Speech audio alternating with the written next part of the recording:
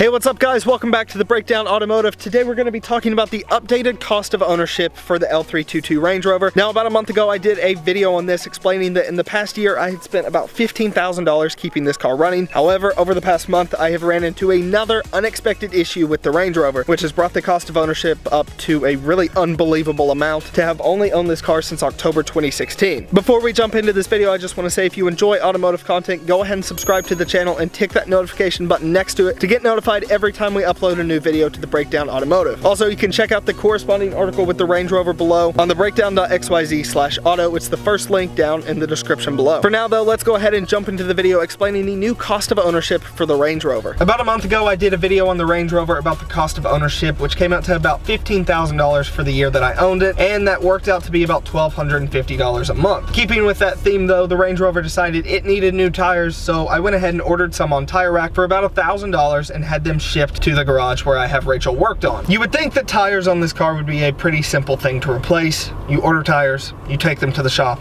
they take the lug nuts off, and there you go, you've got new tires. Unfortunately, the lug nuts were rusted pretty much all the way through, which meant that they couldn't get them off. On top of that, they were frozen, and the car had to stay there overnight while I took home the X5. I got a call the day I dropped the car off, and I was told that the lug nuts were rusted through and they could not get them off.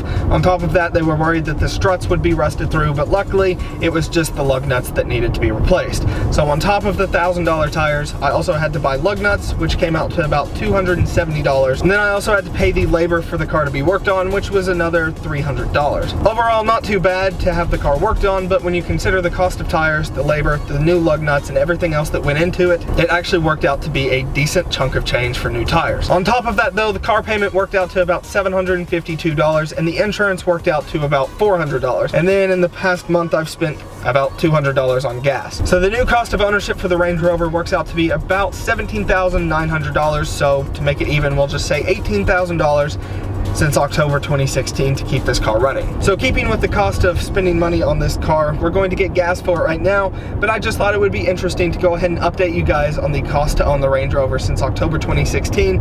It's really kind of insane to me that it's worked out to be $18,000 in just a year and a half.